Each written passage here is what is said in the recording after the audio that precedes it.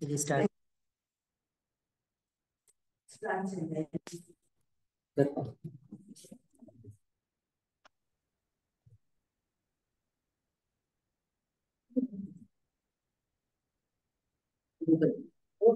పరమ గురుభ్యో నమః.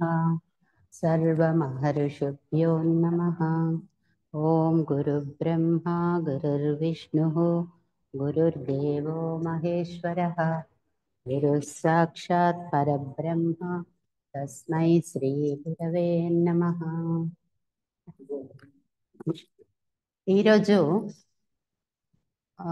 పరమ గురువు చరణ సన్నిధి అనే విషయంలో మనందరికీ తెలుసు. కృష్ణమూర్తి వాళ్ళు ఫస్ట్ మొదటి దీక్షకు కావాల్సిన అవసరాల గురించి మాట్లాడినారు. అందులో వివేకం, వైరాగ్యం, సదాచారము లేదా సత్ప్రవర్తన, ప్రేమ అనే 4 విషయాలపైన చెప్పినారు. టాక్స్ ఆన్ దిస్ సబ్జెక్ట్ అనే దానిపైన లెగ్ బీటర్ వాళ్ళు, యానీ బెసెంట్ అమ్మ వాళ్ళు ఎన్నో విషయాలు మనకి ఇంకా డీప్గా ఇచ్చినారు. ఆ విషయాల్లో వైరాగ్యం అన్న విషయం పైన దాంట్లో సబ్ డివిజన్స్ ఏమేమి మనము ఒక్కొక్క విషయాన్ని గురించి క్లీన్గా చర్చించుకోవచ్చు. అటువంటి దాంట్లో కోరికల విచ్ఛిన్నం అనే విషయం పైన ఈరోజు మనము టాపిక్ చేసుకుంటా ఉన్నాం. కోరికల విచ్ఛిన్నం అంటే కోరికలు అనేది విచ్ఛిన్నం కావాలి అంటే తక్కువైపోవాలా, removal of desire, the removal of the desire అయినంత మన కోరికలను తొలగించుకోవాలి. వైరాగ్యానికి ఇది మొదటి స్టెప్ అన్నమాట.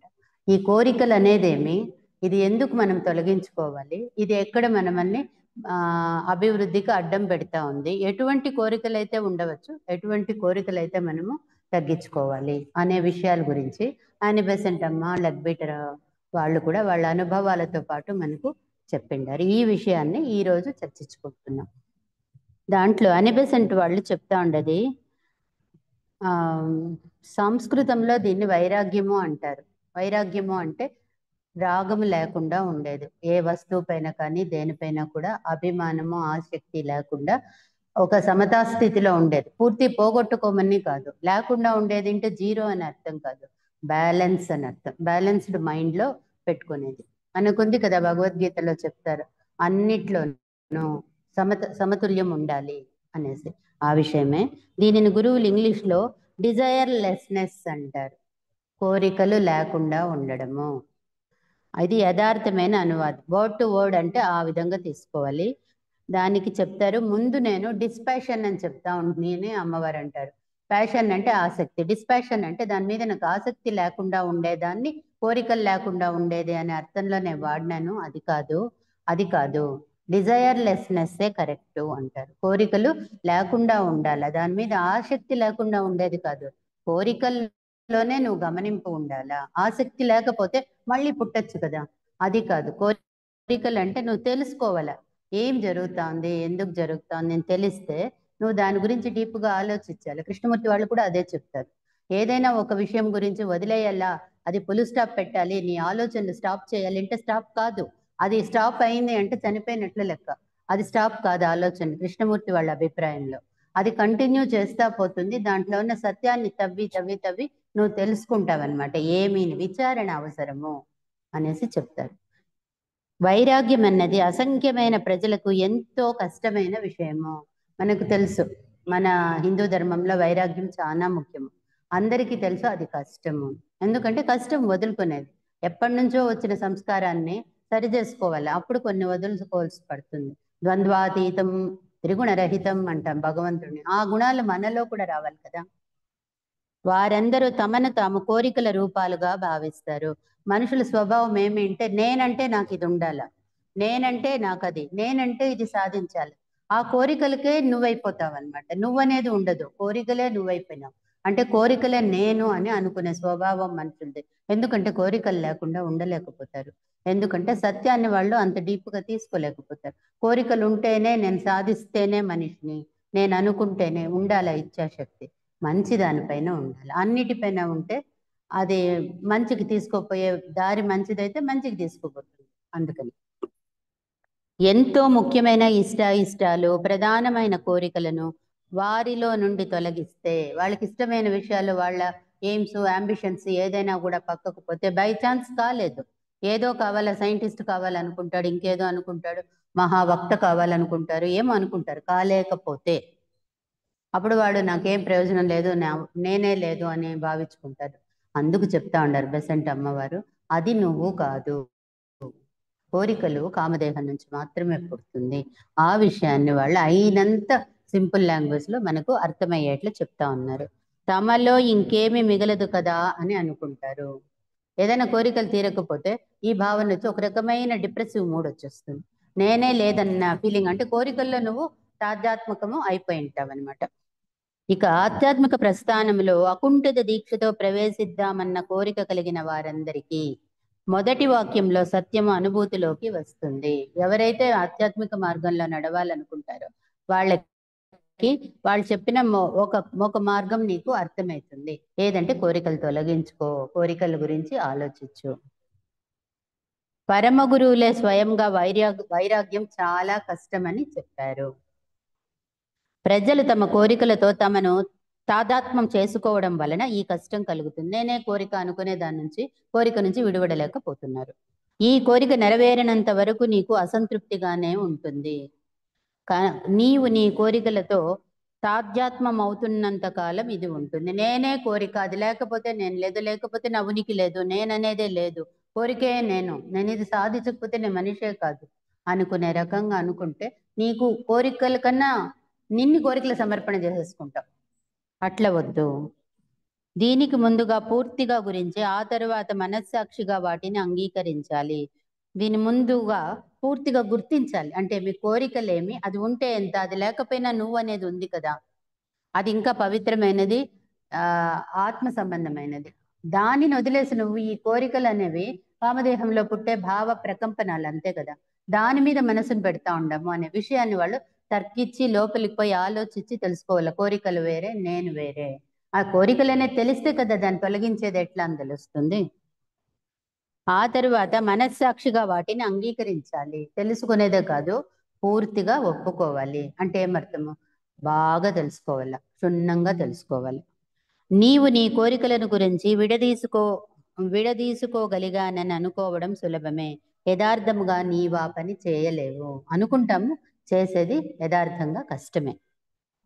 ఎంతో మంది వారి కోరికల ప్రవృత్తిని జయించామని అనుకుంటూ ఉంటారు.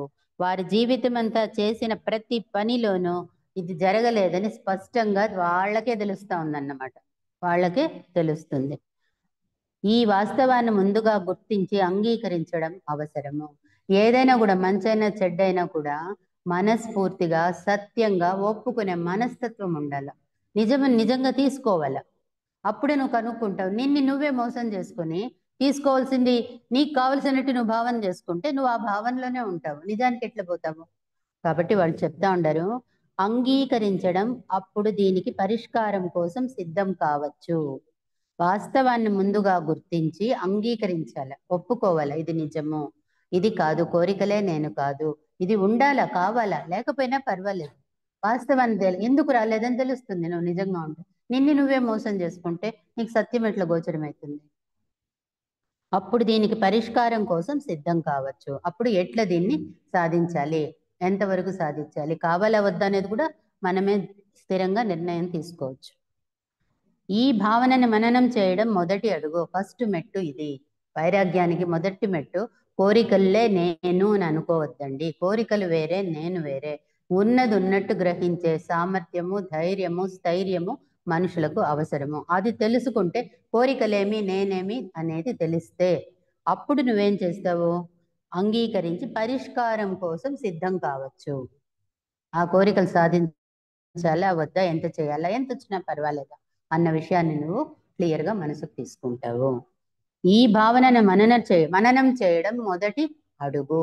ఈ భావన తెలియాలి. ఏ వస్తువైనా తెలుసుకునేకి అది ఏ పదార్థంతో చేయబడిందని తెలిస్తేనే కదా. ఇప్పుడు ఒక చెక్కన, ఒక మెటల, ఒక వస్తువ, బంగార, వెండ, ఏదైనా కూడా ఏ పదార్థంతో అది చేయబడింది అంటే దాని గుణగణాలు, ఆ మెటల్ గుణగణాలు దానికి ఆపాదించబడుతుంది. అప్పుడు నువ్వు దాన్ని ఎట్లా మార్చాలని తెలుస్తుంది. పదార్థమే తెలియకపోతే ఎట్లా చేస్తాము? అదేవిధంగా మనసేమి, కోరికలేమి, ఎక్కడ ఏం పని చేస్తా ఉంది అనేది నువ్వు తెలుసుకుంటే నువ్వు దాని నుంచి విడుదల పొందేది సాధ్యమవుతుంది. అది మొదటి స్టెప్. నేను నా కోరికల రూపాన్ని కాను, కోరికల రూపాన్ని నేను కాదు అన్న విషయం ఫస్ట్ రావాలా. నేను ఇంతకు ముందు నీ సహాయం కోసం పనిచేసే చిత్తగతుల నుంచి వివరించాను. అంటే కామదేహ ప్రవృత్తులను నీకు ముందే చెప్పిండానని మేడం బ్లవర్స్కే వాళ్ళు మనకి ఇంకోసారి గుర్తు చేస్తూ ఉండారు. అంటే కామదేహంలో కామ ప్రవృత్తుల నుంచి ఈ కోరికలు పుడతా ఉంది. నీవు కోరికలు కాదు, ఆత్మకి వినాశనం లేదు. ఇవన్నీ కూడా వృద్ధి చెందేందుకే ఈ ఈ కాలక్రమం ఈ డివైన్ ప్లాన్లో నడుస్తూ ఉంది. ప్రతి ఒక్కటి ముందుకే కదా పోతుంది. మార్పుకు లోనయ్యేది ఆత్మ కాదు. కోరికలు కూడా చిత్తగతులు మారినట్లు ప్రతి క్షణము మారుతూ ఉంటుంది. భావనలు, ఆవేశాలు, కోరికలు అన్నీ కూడా కామదేహంలో పుట్టి అక్కడి నుంచి మారుతూనే ఉంటుంది. మనము దాన్ని అనుకునేస్తాం అనమాట. కామం దేహంలో ప్రవృత్తుల్ని మన ప్రవృత్తులు అనుకునేస్తాం. అట్లా కాదు. మార్పులకు లోనయ్యేది ఆత్మ కాదు. ఆత్మలో మార్పు రాదు. ఆత్మ ఏ మార్పులకు లోను కాదు. ఉదాహరణకి కొందరు ప్రజలు ఇలా అనుకోవడం నాకు తెలుసు అని బెసెంట్ వాళ్ళు చెప్తా ఉండారు మనకి. అడయారులో ఉంటే ఎంతో బాగుంటుంది కొందరు భావనలు చెప్తా ఉండారు. భవిష్యత్తులో జరగబోయే గొప్ప గొప్ప విషయాలు తలుచుకుంటే ఎంత బాగుంటుంది. ఆ నిమిషము అక్కడ వాళ్ళకి అట్లా అనిపించింది.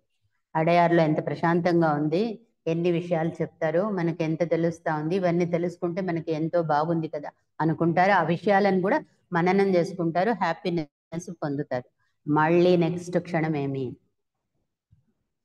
ఆ మర్నాడే వాళ్ళు చాలా నిరాశతో కృంగిపోయి కనిపిస్తుంటారు. భావనలు అంత తొందరగా మారిపోతూ ఉంటుంది. ఎంత స్ట్రాంగ్ అయినా కూడా నిరుత్సాహపడిపోతుంటారు. అది కారణం కాదు, వేరే కారణాల్లో వాళ్ళు నిరుత్సాహపడతారు. ఆ మూమెంట్ వాళ్ళకి అది కరెక్ట్ అనిపించింది, కరెక్టే. కానీ అంత తొందరగా భావనలు మారుతా ఉంది, కోరికలు కూడా మారుతుంది. మారుతున్న చిత్తగతులు ఉత్సాహ నిరుత్సాహ మొదలైన రూపాలేమి నీవి కావు. ఈ ఉత్సాహము నిరుత్సాహము రెండు నీది కాదు. ఇవి చిత్తగతులు అంటే కోరికలు, మనస్సు ఆడిచ్చే నాటకాలు. గతులు అంటే దారులు, చిత్తం చేసే డ్రామాలు. ఇవన్నీ కామదేహంలో మేఘాల్లా కదిలిపోయే స్పందనలు మాత్రమే. ఓన్లీ వైబ్రేషన్స్, అంత మాత్రమే. అది కామదేహంలో వైబ్రేషన్స్.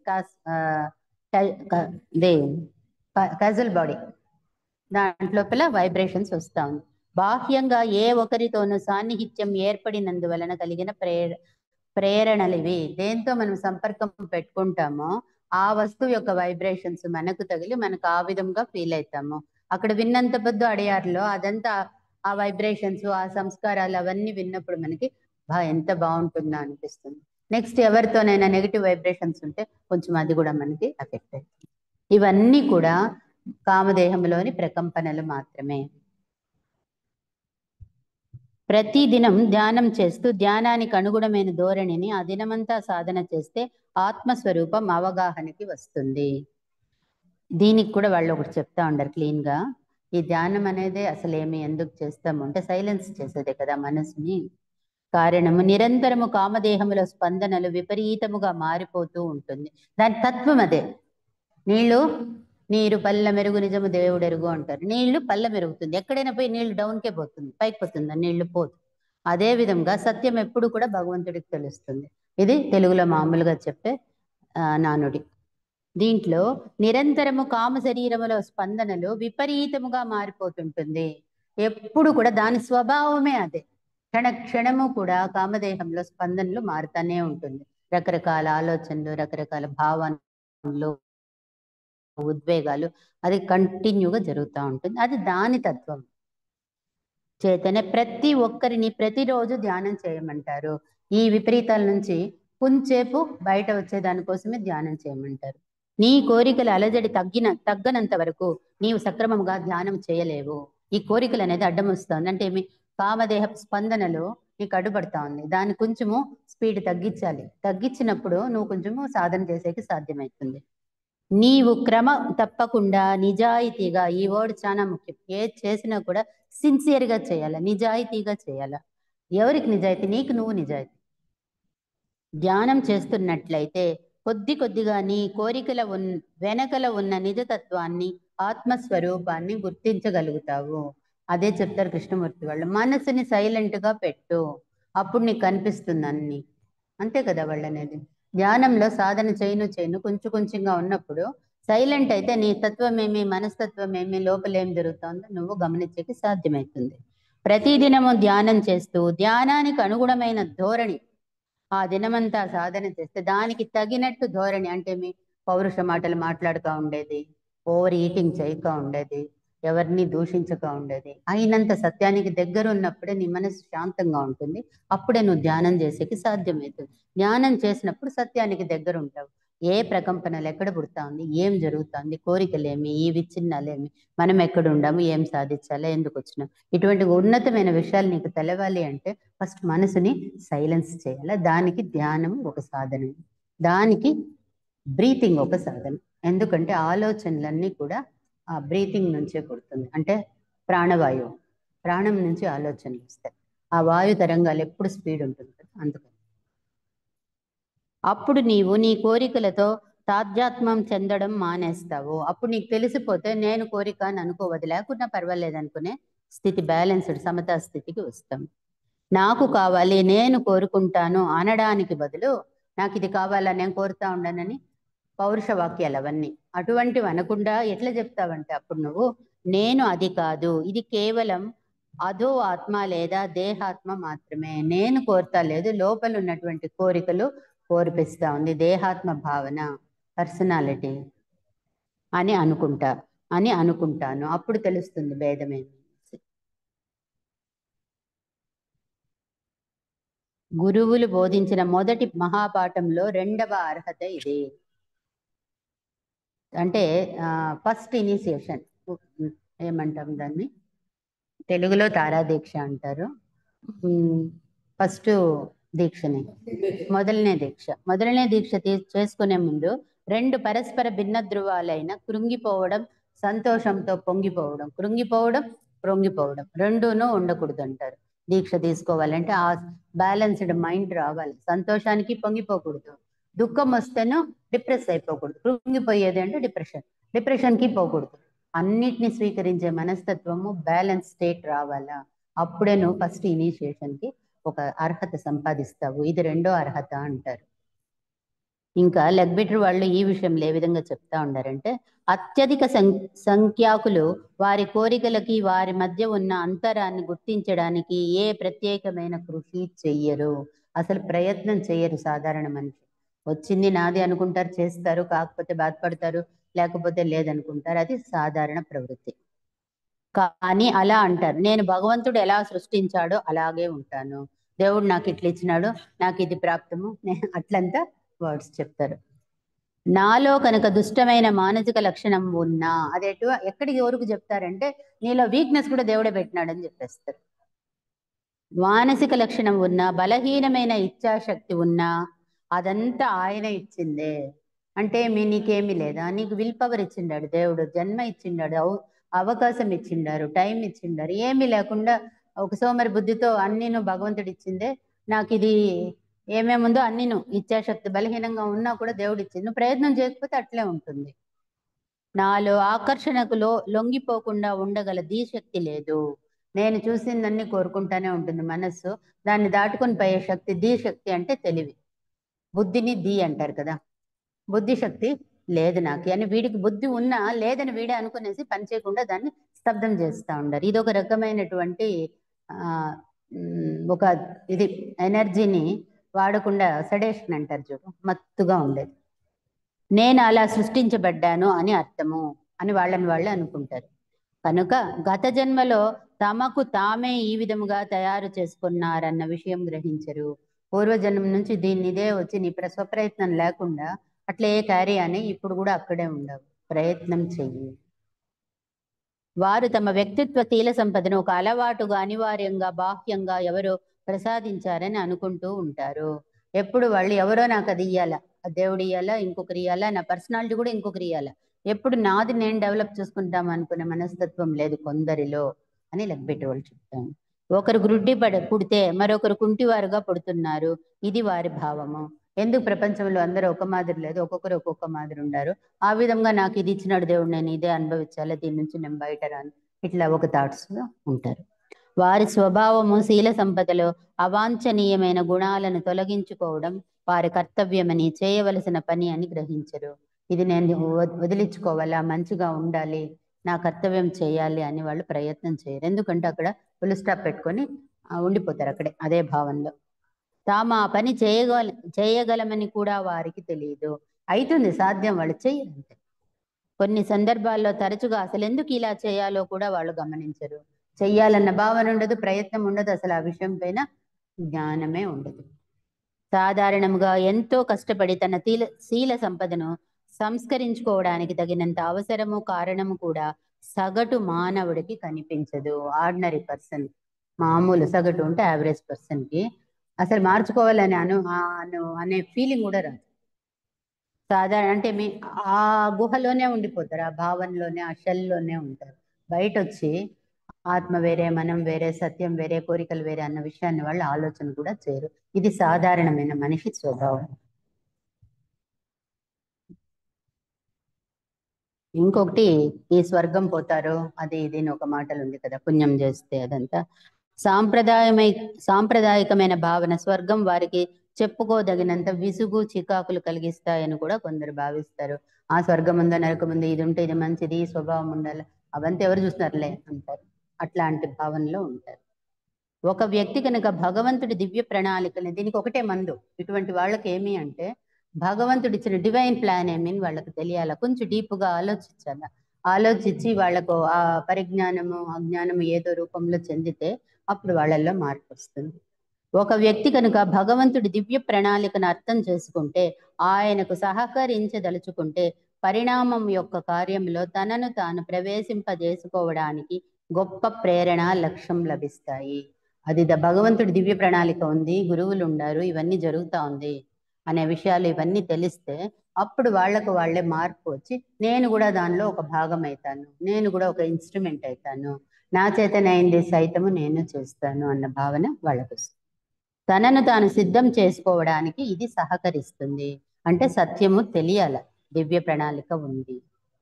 అప్పుడు అతడు తన స్వభావంలో శీల సంపదలో మౌలికమైన మార్పులు, అంటే ముఖ్యమైన మార్పులు, తన క్యారెక్టర్నే మార్చుకుంటాడు, తీసుకురాగలిగే అవకాశం అతడికి కలుగుతుంది. తనలో తను ముఖ్యమైన మార్పులు చేసుకొని యాక్సెప్టెన్స్, సత్యానికి దగ్గర వస్తాడు. సర్వం ఒక క్రమంలో ఉంచడం సాధ్యం అవుతుంది. ఈ స్థితిలో విజయం తప్పకుండా అతడిదే అవుతుంది. ఆధ్యాత్మిక మార్గంలో ఎవరు సాయశక్తుల ప్రయత్నం చేస్తారో వాళ్లకు తప్పకుండా విజయము అవుతుంది. ఈ స్థితిలో విజయము తప్పకుండా అతడికే అవుతుంది. అతడికి అంటే అందరికి, మనకి కూడా, ఎవరైతే సాధన చేస్తారో. జీవాత్మకి ఎన్నటికీ మార్పు లేని కోరిక అభివృద్ధి మాత్రమే. జీవాత్మలన్నీ కూడా, ప్రపంచమంతా కూడా డెవలప్మెంట్, ప్రోగ్రెస్ డైరెక్షన్లోనే పోతా ఉంది, అభివృద్ధి దిశలో మాత్రమే జరుగుతూ ఉంది. జీవాత్మ అంటే మన జీవాత్మని కాదు, ప్రకృతి ఫుల్. జీవాత్మ ప్రకృతిలో భాగమే కాబట్టి ప్రకృతి అంతా కూడా, ప్రతి అడుగు కూడా మనకు కారణం తెలియచ్చు, తెలియకపోవచ్చు, ప్రతి దినము ప్రతి క్షణము కూడా అభివృద్ధి మాత్రమే జరుగుతూ ఉంది. ఊర్ధ్వాత్మ, హయ్యర్ సెల్ఫ్ వికాసవంతం అవ్వడానికి అదో శరీరాలు, అంటే జీవాత్మ వృద్ధి కావాలి అంటే ఈ లోపల ఉన్న అదో శరీరాలు అంటే భౌతిక, సూక్ష్మ, మానసిక శరీరాలు, ఈ త్రైలోక్యం 3 శరీరాల్లోనూ దేహాత్మ అని అర్థము. ఊర్ధ్వాత్మకి చక్కటి పరికరాలు అవ్వడానికి ఈ అభివృద్ధి, ఇందులో భాగం కాని కోరికలు మనకు కనిపించినప్పుడు, దానిని ఏకీభవించినప్పుడు అవి జీవాత్మకు సంబంధించినవి కావని మనకు స్పష్టంగా తెలుస్తుంది. ఎప్పుడైతే ఈ చిత్తశుద్ధి ఉండి ఈ 3 శరీరాలు పరిశుద్ధంగా ఉంటే అది జీవాత్మకు తోడ్పడుతుంది. జీవాత్మకు తోడ్పడినప్పుడు అంటే దానికి అనుకూలంగా ఉన్నప్పుడు, ఏకీభవించినప్పుడు అది జీవాత్మకు సంబంధించినవి కావని మనకు స్పష్టంగా తెలుస్తుంది. ఏదైతే ఈ 3 ఒప్పుకోదో అది జీవాత్మకు సంబంధించింది కాదు. అన్నీ బాగున్నప్పుడు ఏది మంచిదో ఆ 3 శరీరాలకు అర్థమైతే అది జీవాత్మకు తీసుకుపోతుంది. అవి జీవాత్మకు సంబంధించినవి కావని మనకు స్పష్టంగా తెలుస్తుంది. నేను ఇది కోరుకుంటాను అని మనం అనము. నేను అనేది అక్కడ స్పష్టత ఏర్పడుతుంది. నా కామ జీవ రూపము, డిజైర్ ఎలిమెంట్స్ అంటే కామదేహం, దీనిని కోరుకుంటుంది అన్న విషయం వాళ్ళకి స్పష్టంగా అర్థమైతే వస్తుంది. దానికి అది కావాలి, నేను అంటే జీవాత్మ అభివృద్ధిని కోరుకుంటుంది. కామ శరీరం అది కోరుతా ఉంది, జీవాత్మ కోరుతా లేదు. నేను ఉన్నత స్థితిని మాత్రమే కోరుతా ఉండను, జీవాత్మ వచ్చిందే అభివృద్ధికి మాత్రమే అన్న భావన, సత్యము వాళ్ళు అర్థం చేసుకొని ఆచరణలోకి వచ్చేస్తారు.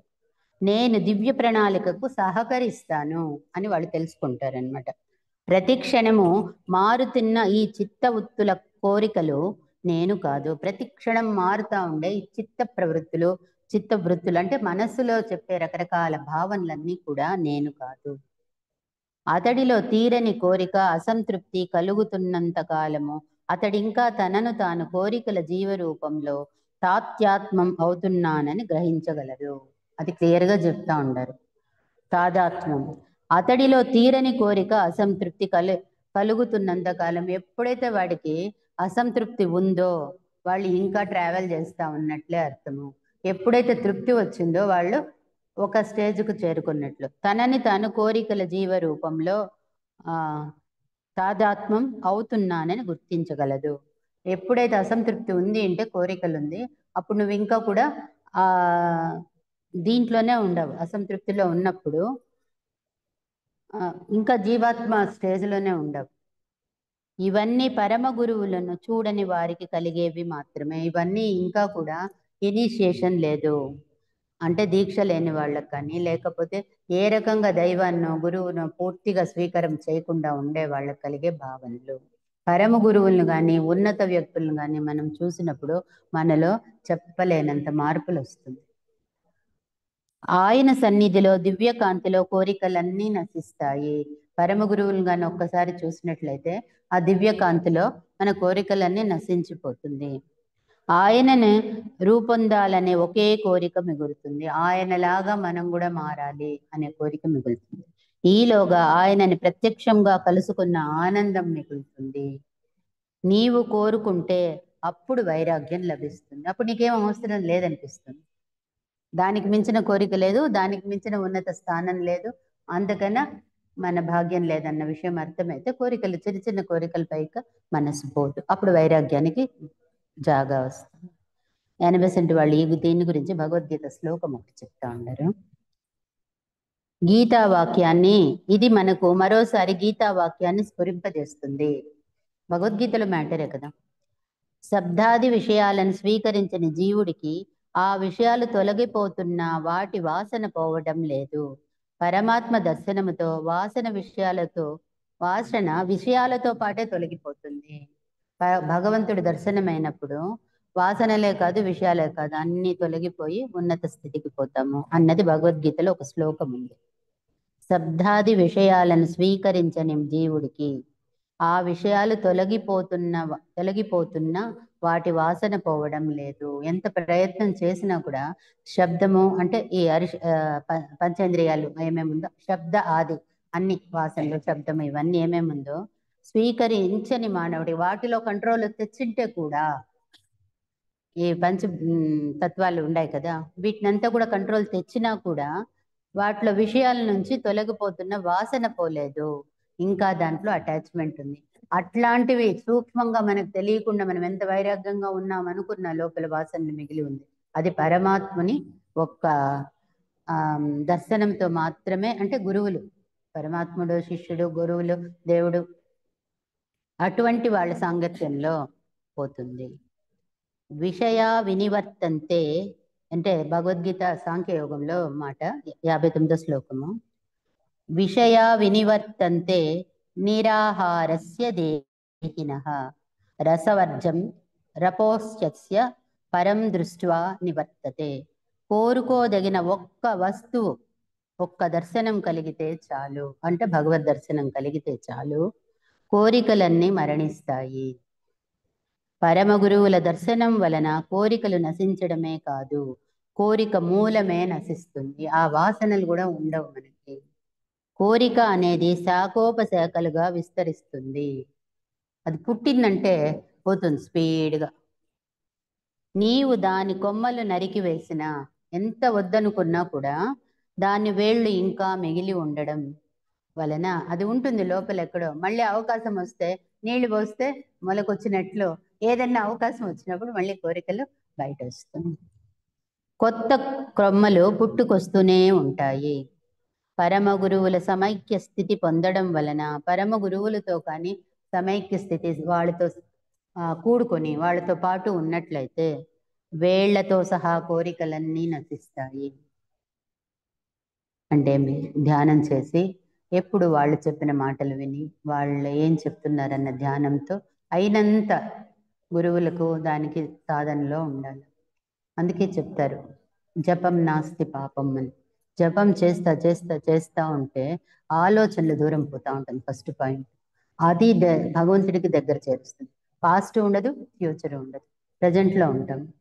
ఇటువంటి మంచి వాడుకల్లో ఉంటే కొంచెం దగ్గర పడతాం అన్నమాట మామూలు మన వ్యవహార స్థితికి. దీనికన్నా ముందే నీవు తీవ్రంగా సంకల్పిస్తే వైరాగ్య స్థితి పొందవచ్చునని గురువు అంటారు. నువ్వు ఇంకా ప్రయత్నం చేస్తే ఇచ్ఛాపూర్వకంగా తొందరగా నువ్వు వైరాగ్య స్థితి చేరేకి సాధ్యమవుతుంది. ఈ 3 పదాలు నీవు కనుక సంకల్పిస్తే, నీవు కనుక సంకల్పిస్తే అని 3 పదాలు. అంటే నిన్ని నువ్వు చెయ్యాలి అని అనుకుంటే, బలమైన ఇచ్ఛాశక్తి ఉంటే, చెయ్యాలి నేను అని అనుకుంటే చాలా ప్రాధాన్యం కలిగినవి ఈ 3ను. ఏమేమి? నీవు కనుక సంకల్పిస్తే, నువ్వు అనుకుంటే, నీకు నువ్వు స్థిరమైన మనసులో నేను ఉండాలి, ఇది చెయ్యాలి అని అనుకుంటే, ఎందుకంటే ఉంది నీకు ఆ శక్తి, అది చెప్తా ఉండదు. మనకి ఎక్కువ కష్టం ఉన్నదో చూపిస్తాయి. ఇది ఒక సామర్థ్యం కాదు, ఇది పూర్తిగా ఒక పని చేయాలనుకునే నిశ్చితమైన సంకల్పము. కష్టం ఉన్నా కూడా సంకల్ప స్థితి బలంగా ఉంటే ఇచ్ఛాశక్తితో సాధన సాధ్యము. లౌకిక విషయాల్లో ఎంత ఇచ్ఛాశక్తితో నీవు వ్యవహరిస్తావో అంతే ఇచ్ఛాశక్తితో నీవు ఆధ్యాత్మిక ప్రస్థానంలో లోని కార్యాల్లో పనిచేయగలిగితే నీ అభివృద్ధి చాలా వేగవంతం అవుతుంది. ఏదైనా ఒక ప్రాజెక్ట్ ఎత్తుకొని అది చేయాలి అంటే నువ్వెంత ఎనర్జీ వేసి ఫోకస్ చేసి చేస్తాం కదా. మామూలు వ్యవహార విషయాల్లో ఒక వంట చేయని, ఒక ఆఫీస్లో పని చేయని, ఏదైనా అయిపోయింది అంతే ఎనర్జీ, అంతే ఇచ్ఛాశక్తి. అంటే రిటర్న్ రావాలని మనం చూస్తాం అక్కడ. ఇది లోపల వస్తుంది, దానికన్నా ఎక్కువ జరుగుతుందంట, ఇంకా బాగా జరుగుతుందంట. నీ అభివృద్ధి చాలా వేగవంతం అవుతుంది, నీలో జ్ఞానం అనేది వృద్ధి చెందుతుంది. ఇంకొక విషయము,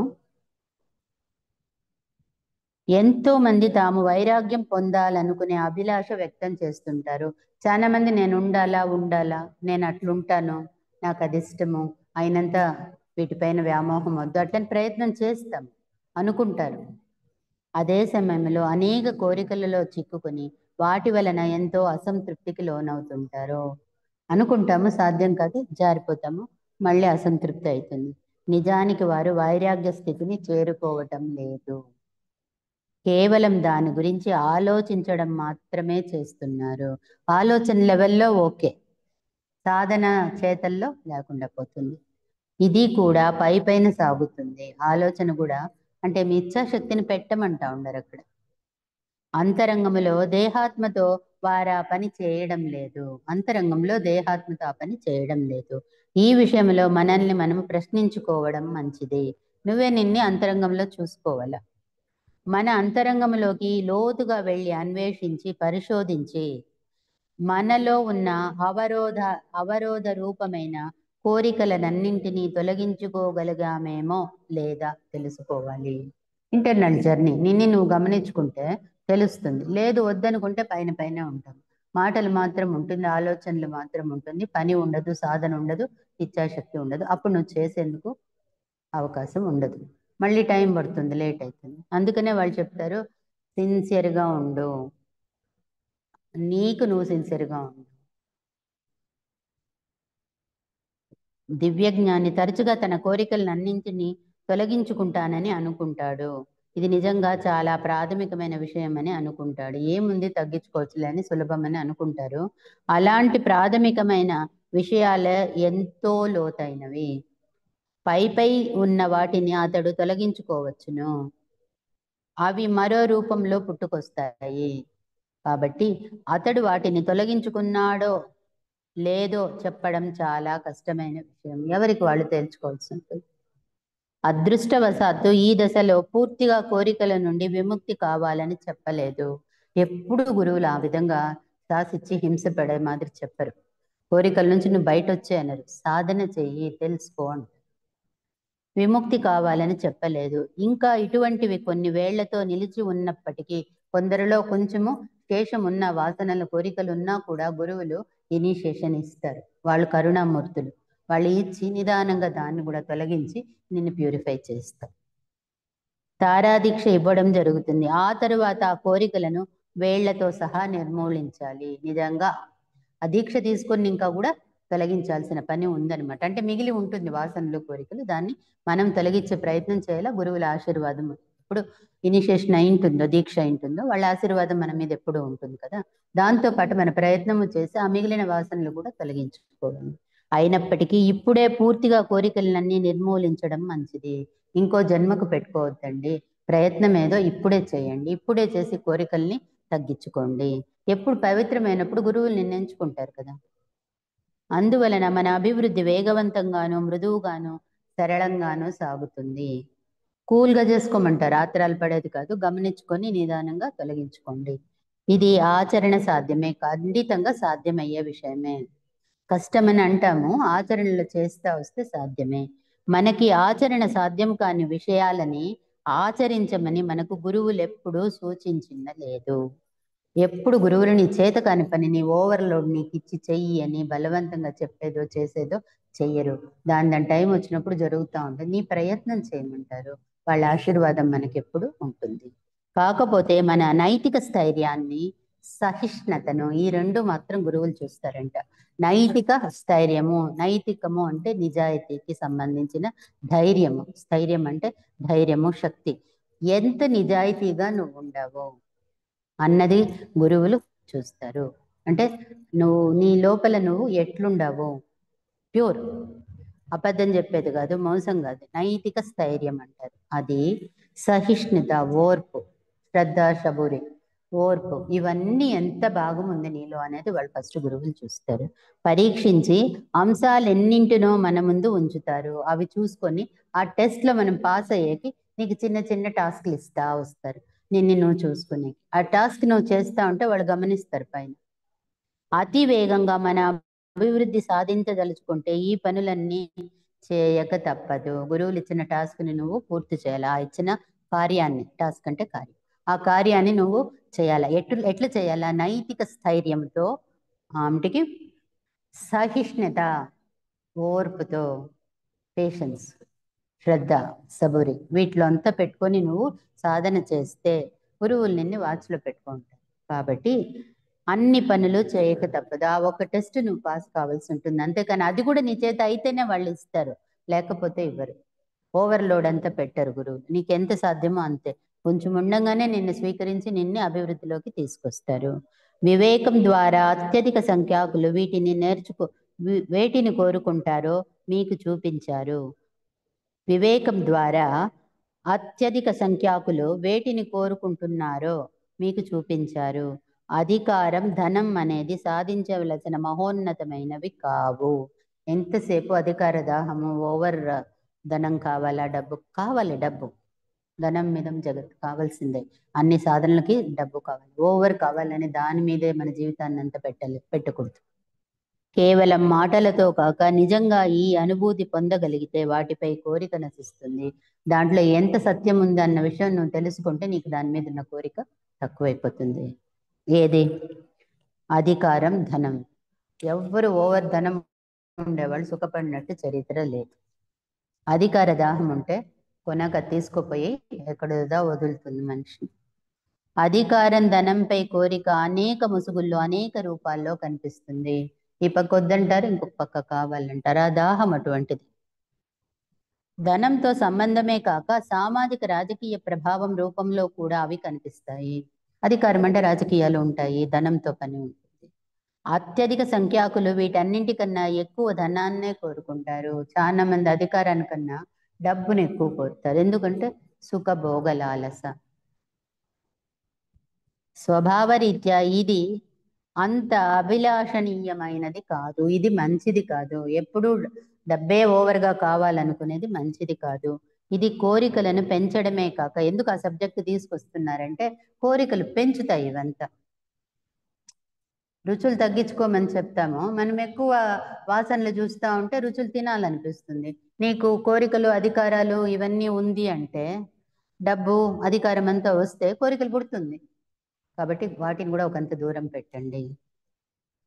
ఇది కోరికలను పెంచడమే కాక సంతోషాన్ని కూడా కలిగించదు. ఖండితంగా సంతోషం అనేది రాదు. తృప్తి ఉంటే మాత్రమే సంతోషం వచ్చేది. అప్పుడుదా మనకు దేవుడిచ్చిన టైం విలువ తెలిసి ఆ టైంని మనం మంచిగా వాడుకుంటాం. ధనవంతులు మనం ఒకసారి పరిశీలించినట్లయితే వారేం ఆనందంగా జీవిస్తున్నట్లు కనిపించదు. అదే సామాజిక రాజకీయ అధికార విషయాల్లో కూడా వర్తిస్తుంది. ఇది మాయాజాలాంతరు తప్ప బంగారు కాదు. బంగారు మాదిరి కనిపిస్తుంది కానీ బంగారు కాదు. అన్నీ ఉన్నట్లు ఏమీ లేనట్లు. జ్ఞాని అయిన వాడు నిజంగా తెలుసుకున్నవాడు జీవితం ఏమి, మనకిచ్చిన కాలం ఏమి, మనం ఏం బతుకుతాండం, ఏం ఎత్తుకొచ్చినాం, ఏం తీసుకుపోతాం, ఎందుకు వచ్చినాం, ఏం చెయ్యాలి, ఇవన్నీ జ్ఞాని లక్షణాలు. ఇటువంటివన్నీ తెలిసిన వాళ్ళు తనకు లభించిన దానితో తృప్తి పడగలరు. భగవద్గీత బోధిస్తుంది, లభించిన దానినే ఉపయోగిస్తూ అతడెంతో ఆనందంగా జీవిస్తాడు. భగవంతుడు కావలసినంత ఇస్తారు, తక్కువేమీ లేదు. నీ ప్రాప్తం ఏముందో దానికన్నా మించే ఉంటుంది. దానిని నువ్వు సద్వినియోగం చేసుకోవాలి జీవితకాలంలో. దానిని ఉపయోగిస్తూ అతడెంతో ఆనందంగా జీవిస్తాడు. మరేదో కావాలని ఆశిస్తూ సమయాన్ని శక్తిని అనవసరంగా వ్యర్థం చేసుకోవద్దు. ఇది చాలా చాలా ముఖ్యమైన పాయింట్. దేవుడిచ్చిన కాల పరిమితి మనకు చిన్నది, దాంట్లో ఆ శక్తి సమయం మనకు భగవంతుడు ఇప్పుడు ఇంత అవకాశం ఇచ్చిండారు అంటే అది మన అదృష్టం.